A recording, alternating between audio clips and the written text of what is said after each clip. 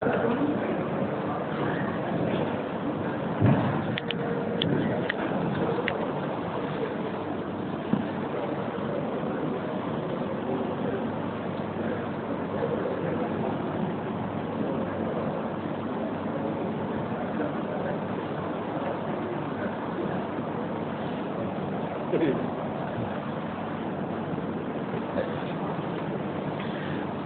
أكبر ولله الحمد. السلام عليكم ورحمة الله وبركاته.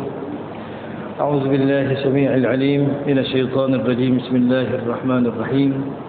بسم الله ما شاء الله لا يسوق الخير إلا الله. بسم الله ما شاء الله لا يصرف السوء إلا الله. بسم الله ما شاء الله ما كان من نعمة فمن الله. بسم الله ما شاء الله لا حول ولا قوة إلا بالله. بسم الله ولا استعانة إلا به. والحمد لله ولا ثناء إلا عليه. والصلاة والسلام على رحمة الله للعالمين ومسك الختام لسائر الأنبياء والمرسلين سيدنا ومولانا محمد الأمين وعلى آله وصحبه ومن صار على نهجه واتبع هداه إلى يوم الدين.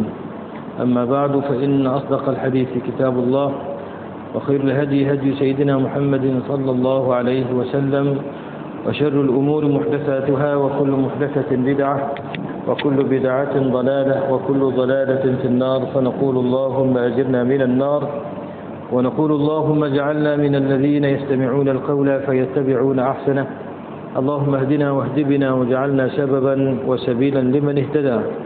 واقدر لنا ولهذه الأمة المحمدية الخيرة الخير حيث كان وأينما كانوا، فإنك تقدر ونحن لا نقدر وإنك على كل شيء قدير. فأنت تعلم ونحن لا نعلم وإنك أنت علام الغيوب. اللهم اجعلنا من الذين إذا أحسنوا استبشروا وإذا أساءوا استغفروا. بشرنا بإحسانك في الدنيا رؤيا سيدنا محمد صلى الله عليه وسلم، ووف لنا بجودك يوم القيامة لقيا سيدنا محمد صلى الله عليه وسلم، وارزقنا بعفوك يوم النشور شفاعة سيدنا محمد صلى الله عليه وسلم، واجعلنا جميعا وللحاضرين والغائبين من صالح أمة سيدنا محمد صلى الله عليه وسلم. وصل اللهم يا ربنا صلاة جلال وسلم سلام جمال على حضرة حبيبك سيدنا محمد، واغشه اللهم بنورك كما غشيته سحابة تجليات فنظر إلى وجهك الكريم، وبحقيقة الحقائق كلم مولاه العظيم الذي أعاذه من كل سوء. اللهم فرج كربنا كما وعدت أمن يجيب المضطر إذا دعاه ويكشف السوء، وعلى آله وصحبه آمين. اللهم آمين يا كريم. الحمد لله ثم الحمد لله وشكر لله. Pujian dan syukur kehadrat Allah Subhanahu wa taala dengan limpah kurniaan hidayah dan taufik daripada Allah. Pada malam ini Allah Subhanahu wa taala kurniakan kesempatan untuk kita berada bersama dalam halaqah dan dalam majlis ini. Mudah-mudahan kita beroleh segala kebaikan, limpah rahmat daripada Allah Subhanahu wa taala, kurniaan sakinah, ketenangan daripada Allah Subhanahu wa taala, mendapat kelebihan dan kemuliaan istighfar daripada kalangan para malaikatillah, dan tersenarai juga mudah-mudahan daripada kalangan hamba-hamba Allah yang direstui dan diridai di sisi Allah Subhanahu wa taala insya-Allah. Mudah-mudahan hidup yang Allah Subhanahu wa taala kurniakan untuk kita ini adalah kesempatan untuk kita melakukan segala amal kebaikan dan kebajikan, dan kesempatan untuk kita bertaubat, bermohon ampun kepada Allah Subhanahu wa taala daripada segala kesilapan, kesalahan, dosa, maksiat yang kita lakukan sama ada sengaja ataupun tak sengaja. Apa yang telah kita lakukan, kalau kita mengakui perkara tersebut adalah bercanggah dengan titah perintah Allah, selagi hayat di kandung badan, selagi nyawa masih lagi ada dalam tubuh kita ini, selagi mana roh tidak lagi melintasi ataupun sampai ke kerongkong, selagi mana matahari tak terbit sebelah barat, maka kita berkesempatan untuk bermohon ampun pada Allah Subhanahu wa taala. Jadi jangan pernah berputus asa untuk bermohon ampun dan mendapatkan rahmat, belas ihsan dan pengampunan daripada Allah. Mudah-mudahan pada malam ini lagi sekali insya-Allah kita bertemu. Jangan lupa niat i'tikaf. Sementara kita menunggu masuknya salat fardu isya, maka kita lanjutkan sedikit waktu dengan bacaan kitab kita insya-Allah, iaitu kitab Bisyaratul Amilin wa Nadaratul Ghafilin, yang telah pun disusun dan dikarang oleh Syekhina Al-Alim Al-Allama Syekh Ahmad bin Muhammad Zain bin Mustafa bin Muhammad Al-Fattani. rahmatullahi alaihi wa ridwanuhu wa nafa'ana Allah bi'ulumihi wa bi'asrarihi wa bi'anwarihi wa bihi fid darain amin. Kama nas'alullah tabaraka wa ta'ala an yamunna alaina bikulli khairin wa barakatin bi barakati masyayikhina wa a'immatina jami'an salafan wa khalafan fid darain amin. InsyaAllah kita sambung lagi sedikit pada malam ini insyaAllah dengan kesempatan waktu yang ada. Takat mana sempat insyaAllah kita masih lagi dalam perbahasan pada bab yang pertama daripada kitab ini, iaitu bab yang berkaitan dengan kelebihan salat dan juga kelebihan salat berjamaah dan juga akibat ataupun siksaan yang bakal ditempuh oleh mereka yang meninggalkan salat. Itu masih lagi pada al-babul awal fi fadli salawati wa fadli jamaati fiha wa uqubati tarikiha, iaitu bab yang pertama pada membicarakan tentang kelebihan salat serta berjamaah, mendirikan salat berjamaah, dan juga uqubah ataupun siksaan bagi mereka yang meninggalkan salat. Sambung insya-Allah pada malam ini tempat kita berhenti hari itu, iaitu pada muka surat 13. Muka surat 13 insya-Allah, iaitu pada baris yang ke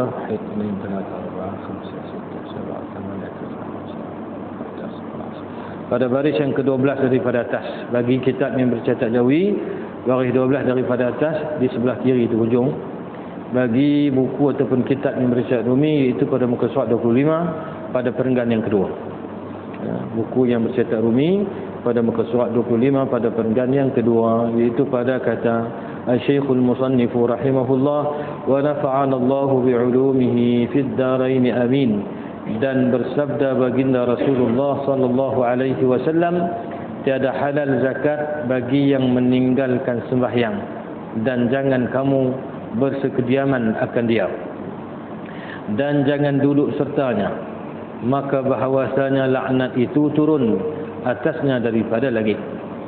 Lagi daripada hukumah, celaan dan juga balasan ataupun ancaman. Uqubah itu makna hukuman, satu lagi tahdid, dia bagi ancaman.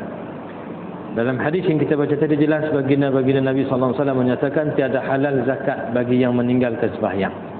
Maka orang yang tak sembahyang ni, dan kita dah sebut ibarat tiada halal ni, ataupun orang yang meninggalkan solat ini di sisi ahli sunnah wal jamaah ada dua lah hukumnya. Kalau dia tinggal salat itu kerana lalai, segan ataupun kerana dia tahu tapi dia tak mau buat, tak dan kalau kerja kuno-kuni, maka hukumnya fasid. Tapi kalau dia meninggalkan salat dengan i'tiqad salat itu tidak fardu, atau dia ingkar tentang kefarduan dan kewajipan salat fardu itu, maka hukumnya kufur dan keluar daripada agama, kharaja 'anil millah, dan murtaddan. Maka dia jadi kafir, murtad, keluar dari agama. Jadi dalam bab salat ini pun para ulama mendetailkan, walaupun ancaman itu keras, tapi dari segi hukum kalau orang tu dia tak sembahyang kerana segannya, dia masih lagi dikira sebagai orang Islam, kecuali kalau dia menafikan kefarduan dan kewajipan salat, maka terkeluar daripada agama, jadi kafir, murtad. Nauzubillah min zalik. Jadi tiada halal sini dengan makna apa? Dengan makna tahdid, dengan makna ancaman keras dia panggil. Al-mubalaghah fi tahdhir ataupun fi tahdid, iaitu ancaman dan juga apa, peringatan keras daripada meninggalkan salat, kerana salat itu jenayah yang sangat besar. Maka sebab itu dikatakan tiada halal zakat bagi yang meninggalkan sembahyang. Kalau dia tinggal sembahyang dalam keadaan dia menafikan kefarduan salat, maka dia sudah tidak Islam. Jadi bila dia tak Islam, dia tidak layak menerima zakat. Tapi kalau dia Islam lagi, tiada halal di sini dengan makna apa? Dengan makna al-mubalaghah fi at-tahdhir wa shiddatu fi at-tahdid. Dia panggil bersangatan, iaitu ancaman yang keras dan juga apa? Dan juga peringatan keras. Karena orang yang tak sembahyang ni, segala kebajikan yang dia lakukan tidak diterima di sisi Allah. Bahkan tidak ada munafaat kebajikan kita lakukan pada orang macam ni. Cuma dari segi hukum fikah, kalau orang tanya, orang tu dia tak sembahyang tapi dia susah, dia masih lagi Islam, dia tahu kata sembahyang tu fardu, sembahyang tu wajib, tapi dia tak sembahyang kerana segan, adakah dia layak untuk terima zakat? Dari segi hukum layak lagi. Tapi kalau ada orang lain, dahulukan yang lain lah, sebagai berikan pengajaran pada dia. berikan pengajaran kepada orang meninggalkan solat.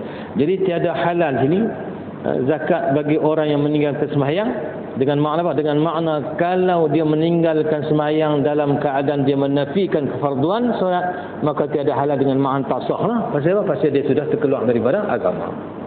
Tapi kalau dia masih lagi Islam, kenapa tidak diberikan zakat sebagai satu peringatan dan ancaman, sebagai satu hukuman kepada dia supaya dia sedar dan ingat bahawasanya meninggalkan solat itu adalah suatu dosa yang sangat besar, bahkan termasuk daripada jenayah yang besar dilakukan oleh seorang hamba derhaka dan khianat kepada penciptanya Allah Rabbil Alamin.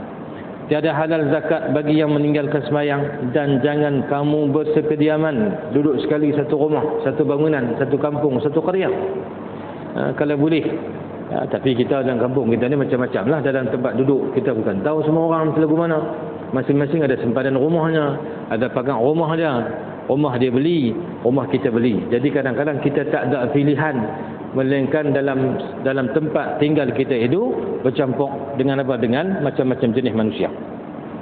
Tapi kalau boleh kita ada tempat untuk kita berpindah, maka dianjurkan untuk kita pergi duduk dengan orang yang salih. Mujalasatu salihin, al-iqamatu ma'a as-salihin, duduk serta kediaman dengan orang salih. Sama duduk bermukim dengan orang salih, duduk dalam kampung orang salih ramai, para ulama ramai, orang baik ramai. Ataupun al-mujalasah, kalau tak boleh duduk bermukim pun duduk sentiasa mujalasah, sentiasa duduk dengan orang salih. Maka itu dianjurkan. Kenapa? Karena maksiat yang dilakukan ini, maksiat yang dilakukan oleh manusia itu akan menyebabkan turunnya kemurkaan Allah Subhanahu wa taala. Jadi kita disebut jangan kamu bersekediaman akan dia. Ini akan orang yang meninggalkan solat. Jangan duduk sekali. Kalau nak duduk juga kita kena ajak dia sembahyang. Sebab itu dalam Islam ada al-amru bil ma'ruf wan nahyu 'anil munkar. Kalau rumah kita, kalau ada anak menantu kita tak sembahyang, maka kita kena ajaklah. Kalau kita tak ajak dan kita biarkan anak menantu kita tak solat, kalau kita tak ajak tu kerana kita tak ambil tahu, maka kita juga terpalit dengan apa? Terpalit dengan kesalahan. Walaupun kita sembahyang tapi kita tak pernah ajak dia, tak pernah tegur dia, maka kita telah meninggalkan salah satu daripada perintah Allah, iaitu menyuruh kepada kebaikan dan kebajikan, mencegah daripada kemungkaran.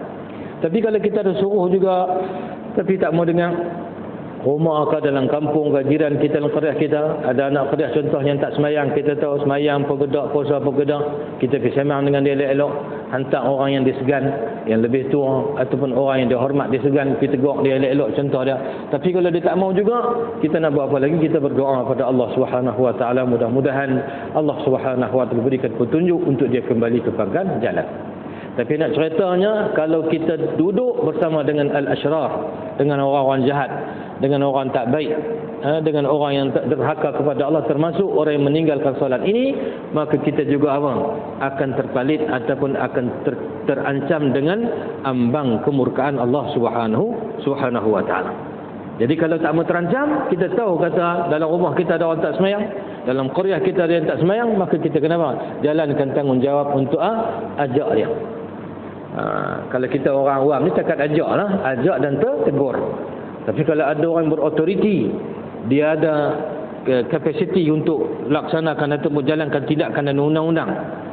Contoh ada undang-undang kalau tak mai semayang kita boleh ta'zir dia, denda dan sebagainya. Maka kena buatlah untuk beri pengajaran. Tapi kita ni nak denda ikut suka ni tak boleh lah. Kalau dia ada orang yang ada autoriti macam kita orang awam ni, termasuk yang mengajak, yang bagi peringatan, hanya sekadar sampaikan pesanan dan pujuk bagi ingatan. Adapun selebihnya al-amru mufawwadun ila Allah, selebihnya serah pada Allah Subhanahu wa taala. Tapi kalau ada undang-undang, ada peruntukan undang-undang yang dikenakan kepada orang yang tak puasa, orang yang tak semayang, ada orang yang dia berautoriti untuk jalankan tindakan, maka mesti dia buat. Kerana itu sebahagian daripada al-amru bil ma'ruf wan nahyu 'anil munkar. Suruh pada kebajikan, cegah daripada mungkar. Kalau kita tinggal, bererti kita telah mendedahkan diri kita dengan kemurkaan Allah Subhanahu wa taala. La ta'muruna bil ma'ruf wa la tanhauna 'anil munkar. hendaklah kamu menyuruh kepada yang ma'ruf, cegah daripada mungkar, ataupun kamu akan ditimpa dengan azab seksa daripada Allah. Waktu itu ketika mana kamu berdoa kepada Allah, Allah Subhanahu wa taala tidak terima doa kamu dengan sebab kita tinggalkan. Dan kita kena ingat ancaman Allah dalam Al-Quran, wattaqu fitnatan la tusibanna alladhina zalamu minkum khassah. Sadaqallahul azim. Hendaklah kamu berhati-hati dan berjaga-jaga. Takutlah pada Allah dengan kamu suruh pada kebaikan dan cegah kemungkaran, kerana bimbang bila datangnya fitnah, datangnya seksaan dan balak daripada Allah Subhanahu wa taala itu tidak hanya khusus kepada mereka yang melakukan dosa, bahkan semua juga akan terkena dan terpalit ataupun kena tempias seksaan daripada Allah, hukuman daripada Allah Subhanahu wa taala. Jadi kerasnya ataupun dahsyatnya, kejinya orang yang tidak mendirikan salat ini, sehingga sehingga baginda Rasulullah sallallahu alaihi wasallam menyatakan, jangan kamu bersekediaman, jangan duduk serumah, jangan duduk sekampung ataupun satu tempat tinggal, dia akan orang yang meninggalkan salat. Dan jangan duduk sertanya, duduk menyembang ke, duduk makan sekali ke, sampai sebegitu. Maka bahawasanya laknat itu turun atasnya daripada langit. Pasal apa disuruh kita ini jangan duduk serta dengan orang yang tidak mendirikan salat, kerana meninggalkan salat itu adalah sebab seseorang itu terkena kutukan Allah dan laknat daripada Allah Subhanahu wa taala. Jadi hadis ni pertama, kalau kita tengok daripada konteks tanggungjawab kita ataupun konteks untuk kita berhati-hati, supaya apa? Kita ingat bahawa saya meninggalkan salat itu adalah satu kesalahan yang besar. Nabi beri ancaman sampai kepada peringkat jangan bagi zakat kepada dia, kemudian jangan duduk sekediaman serumah dengan dia, bahkan jangan duduk serta di sisinya. Dari satu konteks kita faham, iaitu Nabi larang untuk kita untuk kita duduk dengan mereka itu. Kenapa? Karena mereka terdedah kepada kutukan dan laknat Allah. Dari segi konteks yang kedua, iaitu hadis ini juga nak ajak kita supaya supaya kita menyuruh kepada kebaikan dan mencegah daripada kemungkaran. Kalau kita tahu kata meninggalkan salat itu kesalahan besar, mengapa harus kita redha dan kita biarkan kawan kita, sahabat kita, apalagi adik-beradik kita, anak menantu kita tak sembahyang? Kalau kita tahu begini keras kutukan ataupun ancaman Allah yang disampaikan oleh baginda Rasulullah sallallahu alaihi wasallam, maka hadis ini bukan hanya ajak untuk kita tinggalkan orang yang tak sembahyang, tetapi juga untuk kita cuba, untuk kita usaha bagaimana nak pujuk dan nak ajak mereka yang tak sembahyang supaya rukuk dan sujud kepada Allah Subhanahu wa taala. Jadi sampai begitu dahsyatnya hukuman dan kutukan kemarahan Allah kepada mereka yang meninggalkan salat. Dan kita dah baca pada pertemuan kita yang lalu, di antara azab seksa yang sangat dahsyat daripada maksiat yang dilakukan oleh manusia adalah meninggalkan salat.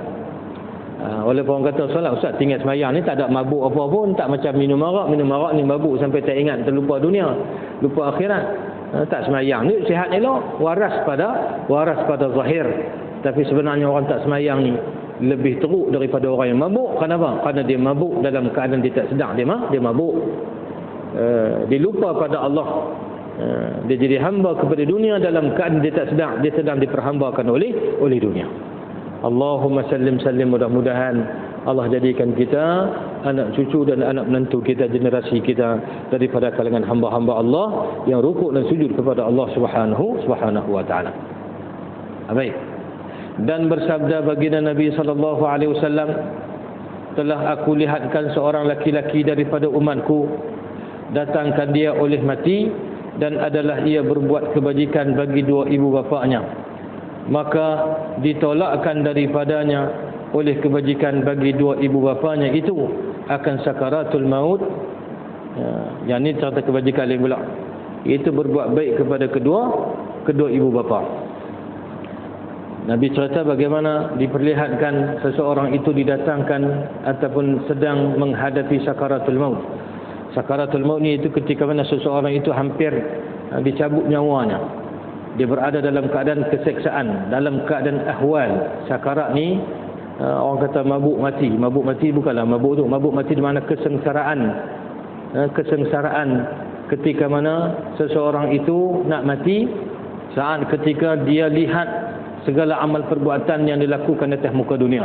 Waktu dekat nak mati itulah seseorang itu akan teringat apa yang dia buat, apa yang dia tak buat. Maksiat yang dia buat, waktu itulah dia teringat. Kebajikan yang dia tinggal, waktu itulah dia teringat. Sembahyang yang tak dilaksanakan, waktu itulah dia mula nampak, mula teringat, aku ni lama dah tak sembahyang. Ni dia berasa dia ketat-ketat dada. Waktu tu ketika mana didatangi oleh malakul maut, maka dia akan ingat segala apa yang telah dilakukan daripada amal kejahatan dan maksiat. Menyebabkan seseorang itu akhirnya duk sibuk koni, akhirnya mati dalam keadaan dia tidak mengucap dua kalimah syahadah, ataupun mati dalam keadaan lalai daripada la ilaha illallah.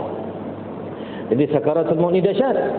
Maka sebab itu termasuk daripada doa yang diajarkan oleh baginda Rasulullah sallallahu alaihi wasallam, supaya apa? Supaya kita mohon pertolongan kepada Allah. Allah tolong kita supaya kita menghadapi saat hampir kematian itu dengan aman, belas ihsan daripada Allah Subhanahu wa taala. Jadi ada orang ketika mana didatangi oleh sakaratul maut, pada waktu itu berbuat baik kepada ibu bapa itu akan menyelamatkan dia daripada sakaratul maut. Maka buat kebajikan kita ni, amal soleh kita ni ada syafaat. Al-amalu as-salihat dia bagi. Amal-amal soleh ni dia ada manfaat dan ada syafaat dia, yang akan bantu kita ketika mana kita nak mati, bahkan setelah mana kita meninggal dunia. Maka sebab dia kata, telah aku lihat seorang laki-laki daripada umatku, datangkan dia oleh mati, dan adalah ia berbuat kebajikan bagi dua ibu bapaknya. Kebajikan ibu bapa ni al-ihsan, ataupun disebut birrul walidain. Al-ihsanu ila al-walidain, buat kebajikan kepada mak ayah ni maksud apa? Buat segala, tunaikan hak mak ayah kita. Itu makna berbuat kebajikan. Hak mak ayah ni banyaklah. Bukan hanya bagi duit bulan-bulan. Kalau bagi duit bulan-bulan tapi tak pernah telefon tanya khabar, itu tak menyempurna makna, tak sempurna makna ihsan. Ataupun bagi duit mak ayah, abang mak ayah, supaya jangan ganggu kehidupan dia, jangan ditegur-tegur dia. Tak cukup saya bagi kat mak ayah, tapi jangan campur dia. Itu juga tidak menepati makna ihsan. Jadi jangan ukur berbuat baik kepada ibu bapa hanya dengan apa? Wang bulanan yang diberikan, ataupun ketika mana mak ayah sakit kita hantar ke hospital. Bukan. Kerana keperluan ataupun hak mak ayah itu bukan hanya keperluan madiyah, bukan hanya keperluan harta benda, tapi segala perkara yang berkaitan, termasuklah kita menyantuni mak ayah, bercakap dengan muka yang manis. Belakang mak ayah kita tak sebut benda-benda yang tak elok tentang mak ayah kita. Tak cerita dekat rumah orang tentang keaiban mak ayah kita. Walaupun ya kadang-kadang ada anak yang diuji mak dengan ayah, yang kadang-kadang mak ayah juga manusia, kadang-kadang buat silap. Anak tidak jaga kesilapan mak ayah di hadapan orang lain. Ditutup keaiban mak ayah dia. Dia doa pada Allah supaya Allah Subhanahu wa taala ampunkan mak ayah dia, dan juga beri petunjuk kepada mak ayah dia. Maka mak ayah ni, walaupun mak ayah itu seorang yang tidak beriman, orang kafir. Ada orang yang anak dalam masuk Islam, mak ayah kekal kafir, tapi tetap atas hubungan mak ayah dia kena buat baik, dia tak boleh cakap lebih kurang. Maka berbuat ihsan kepada mak ayah itu bukan hanya di hadapan dua mata, di belakang mata, di belakang dia pun tertakluk dengan peraturan hak-hak mak ayah yang perlu kita tunaikan. Jadi buat baik kepada mak ayah ini termasuk daripada kebajikan yang sangat besar. Orang yang patut kita tunjukkan rasa terima kasih kita selepas syukur kita pada Allah sebenarnya, mak dengan ayah kita. Anishkurli wali walidaik. Allah suruh kita bersyukur kepada Allah kerana Allah yang ciptakan kita. Allah suruh kita berterima kasih kepada mak ayah, kerana mak ayah itu ada sebab kita ni ada atas muka dunia ni. Jadi sebegitu dalam beberapa ayat Allah letak mak ayah tu, perintah buat baik kepada mak ayah selepas daripada perintah suruh sujud pada Allah. Suruh sujud, wa qadara rabbuka alla ta'budu illa iyyahu wa bil walidaini ihsana. Lepas Allah suruh kita abdikan diri kepada Allah, Allah suruh kita berbuat baik kepada mak ayah. Sama juga dalam ayat tadi, anishkurli wali walidai. Allah suruh kita bersyukur kepada Allah dan juga berterima kasih, menghargai mak dengan ayah. Jadi berbuat baik kepada mak ayah ni sama ada dengan lidah kita melalui perkataan yang baik, dengan pandangan mata kita melihat mak ayah dengan apa? Dengan pandangan kasih sayang. Kalau mulut cakap baik tapi hati lagu lain, mata dia tengok bila orang tua ni nak tepi tau, aku tak jaga orang. Itu tak menepati makna ihsan. Dia hanya bohong dia hanya menipu diri sendiri. Allah tahu apa yang berbungkam dalam hatinya. Jadi buat baik kepada mak ayah ni semua sekali, perkataan, tutur kata, hati, pandangan mata, menjaga keaiban, tunaikan hak, jaga mak ayah. Lebih-lebih lagi kalau mak ayah kita sudah berusia dan juga sudah uzur. Semua kebajikan yang kita buat kepada mak ayah yang mendatangkan senang hati mak ayah kita, itu termasuk daripada berbuat ihsan. Ada orang dia tak ada duit, dia pun cukup-cukup makan saja. Mak ayah dia adalah harta sikit duduk di kampung, dia pun cukup-cukup makan. Nak bagi lebih tak ada, tapi bagi sikit. Tapi dia doa pada mak ayah dia, balik selalu ziarah mak ayah dia, sembang dengan elok, pegang tangan, cium tangan mak ayah, cakap, tengok mata, daripada jauh tengok mak ayah dengan pandangan rahmat. Pada kita pernah sebut dulu kan, antara kebajikan melalui pandangan ni, antara perkara yang Allah berikan pahala, termasuk daripada kebajikan dengan hanya memandang, selain daripada melihat Baitullah Al-Haram, Kaabah Musyarrafah, tengok Kaabah, tengok laut, tengok mak dengan ayah juga termasuk daripada kebajikan yang diberikan ganjaran pahala. Dengan syarat tengok dengan pandangan kasih sayang. Kita balik rumah kita, duduk atas kursi, tengok mak kita di dapur, parti dengan pandangan apa? Dengan pandangan kasih sayang. Nampak mak dah berubah dah dulu, nampaklah kuih uzuk dah. Dalam hati kita berdoa pada Allah, Engkau pakaikanlah kesihatan ataupun afiat kepada mak ayahku ya Allah. Yakni kurniakanlah afiat kepada mak aku ya Allah, berikanlah kesihatan selama hayatnya ya Allah, berkati umur yang Engkau limpahkan untuk dia. Doa dalam hati disambut oleh para malaikat, dan perkara tersebut termasuk daripada perkara yang membawa kepada keberkatan hidup dunia dan akhirat. Termasuklah ketika mana seseorang tu nak mati, menghadapi sakaratul maut, maka al-ihsanu ataupun birrul walidain, buat baik kepada mak ayah itu akan datang bantu dia untuk dia menghadapi, terhindar daripada apa? Sakit ataupun daripada huru-hara ketika mana nak mati. Maka ditolakkan daripada sakaratul maut itu dengan apa? Dengan berbuat baik kepada ibu bapa, oleh kebajikan bagi dua ibu bapanya itu akan sakaratul maut. Dan aku lihatkan satu laki-laki daripada umatku telah dikerasikan atasnya oleh azab. Dikerasi bermakna ditimpakan atasnya oleh azab kubur. Maka datang akan dia oleh wudu, maka melepas ia akan dia. Dalam kubur, contoh lagi dia tengok bagaimana seseorang itu ketika mana terkena dengan azab kubur, maka datang wudu menyelamatkan dia atau menghindarkan dia daripada siksaan kubur. Ini semua dipanggil amalan-amalan kebajikan yang dengan sebab amalan tersebut kita mendapat belas ihsan daripada Allah. Allah jadikan sunnahnya begitu. Allah ni Tuhan Maha Kaya, Allah boleh buat apa Allah nak buat.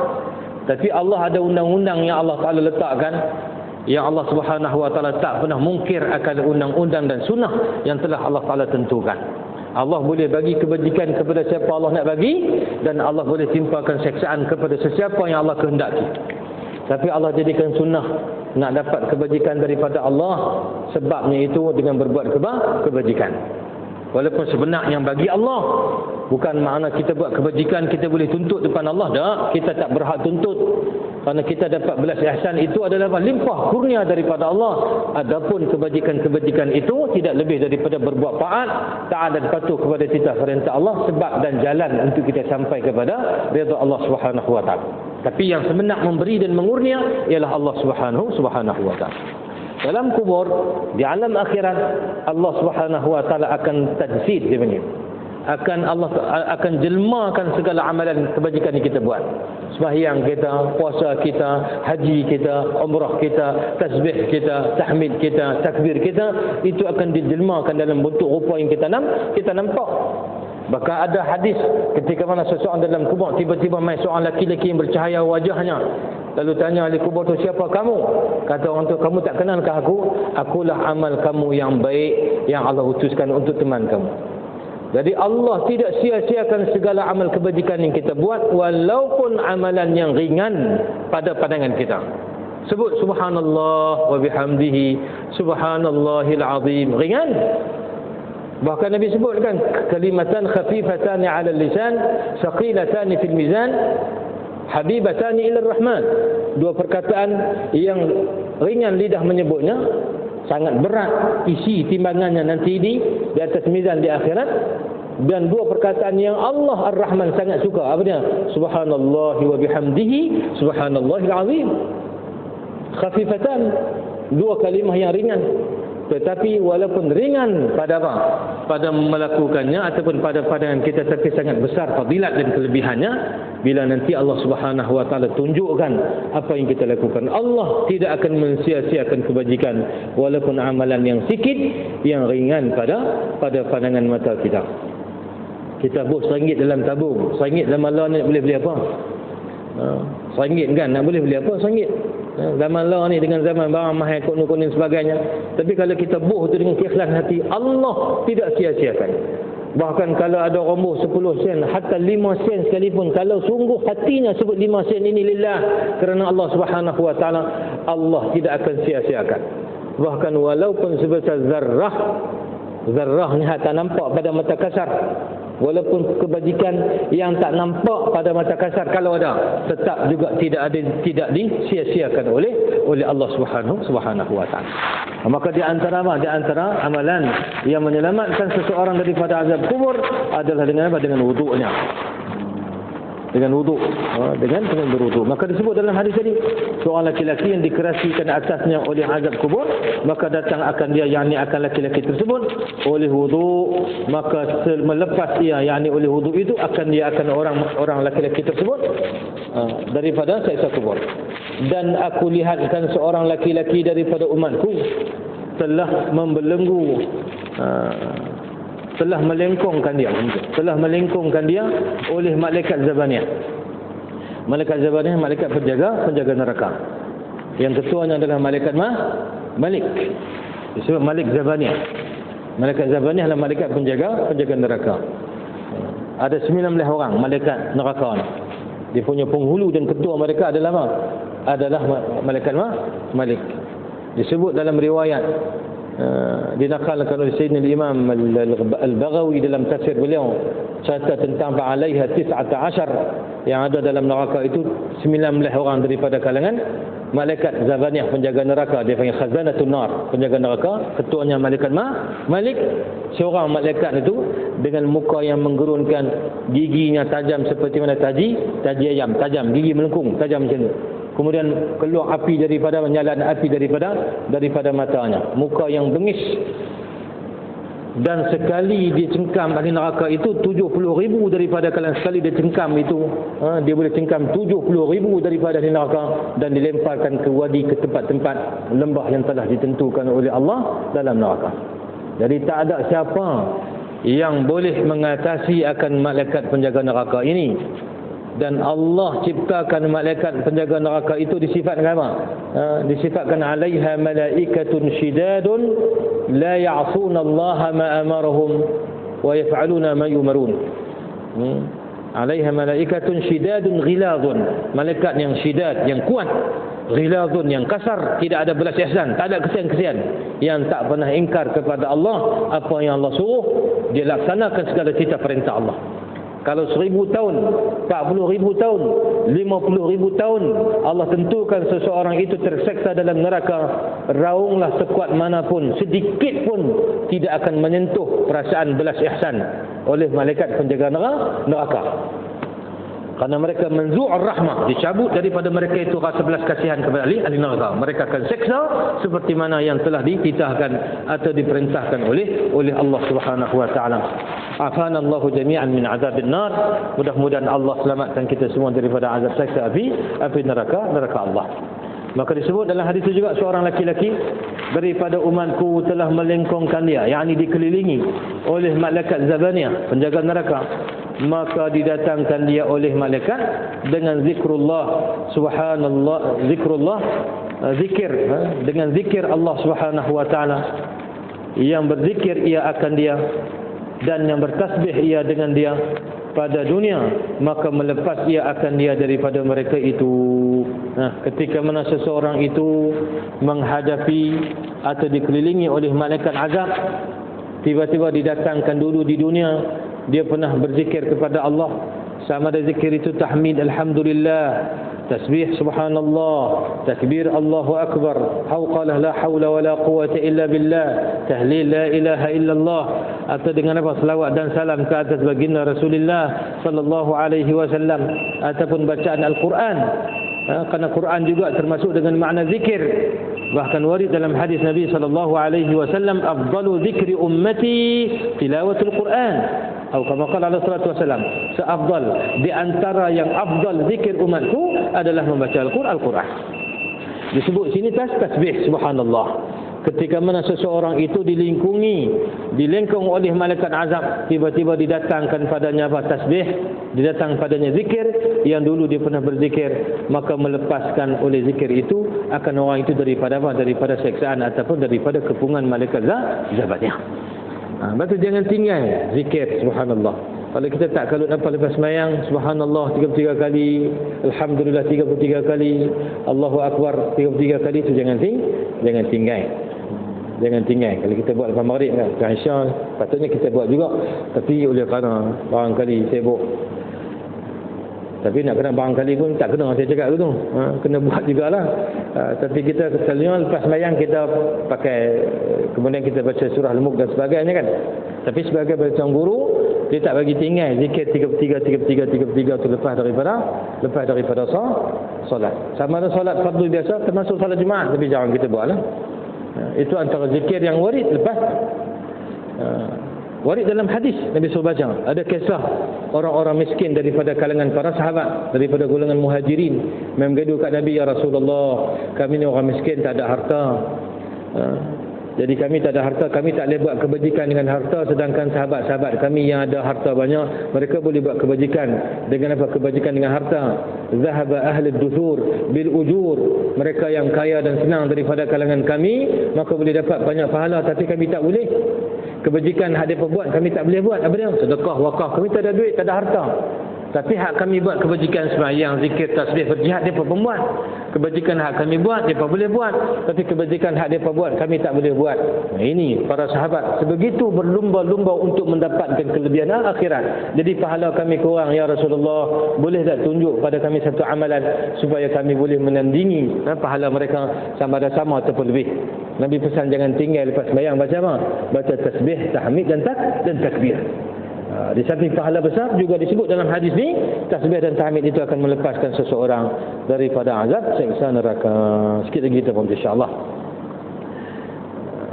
Yang terakhir, dan kulihatkan satu laki-laki daripada umatku, sungguhnya telah melingkungkan dia oleh malaikat azab, maka datangkan dia oleh sembahyangnya, maka melepas ia akan dia.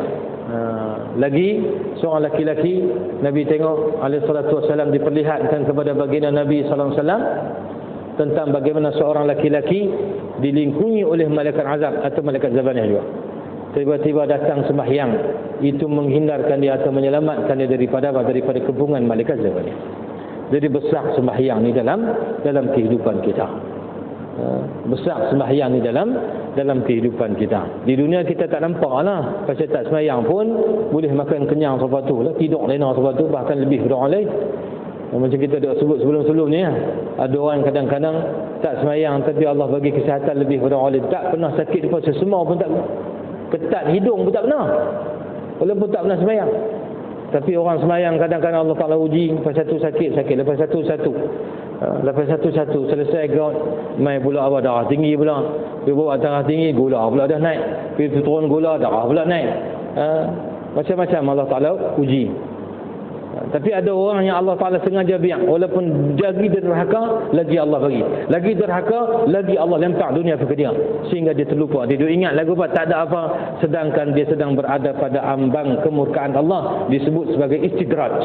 Ditangguhkan azab seksa supaya nanti akan apa, dikenakan sekaligus, sehingga dia tidak apa, berkesempatan untuk kembali dan akan merasa apa, merasa rugi dan juga merasa kecewa. Atas muka dunia memang kita tak rasa apa, tak sembahyang subuh mungkin tak rasa apa. Itu bahaya.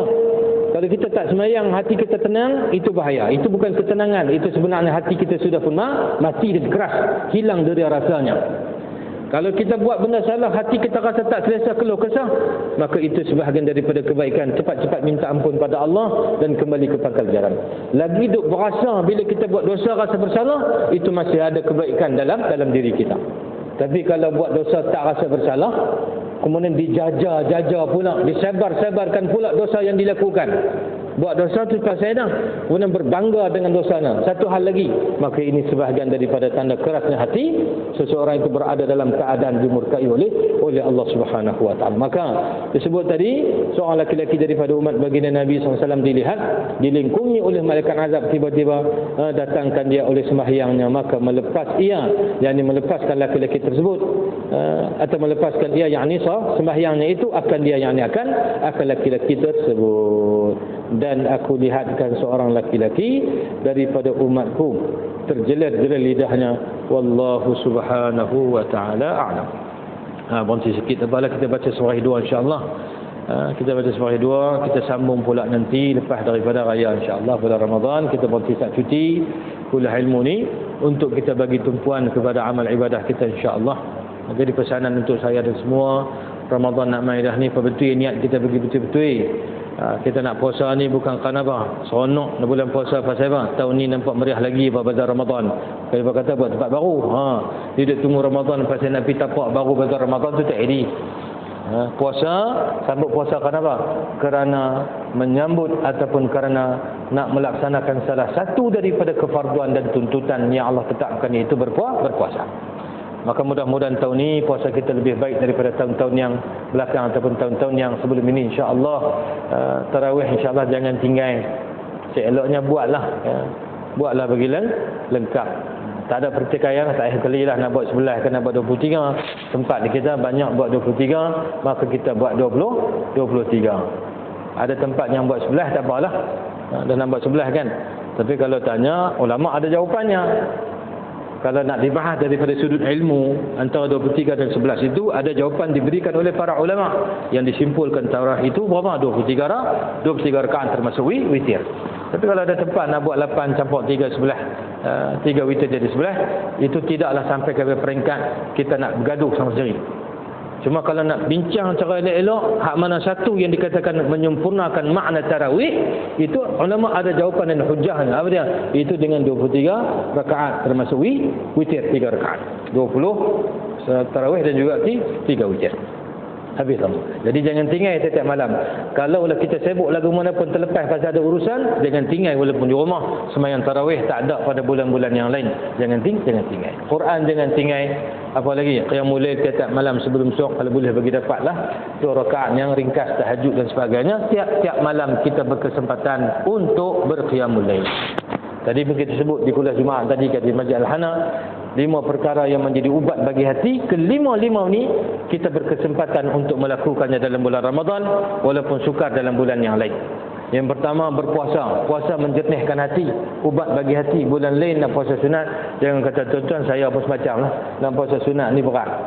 Bulan Ramadan kita memang kena puasa. Semua kita akan berpuasa kerana puasa itu wajib dan fardu.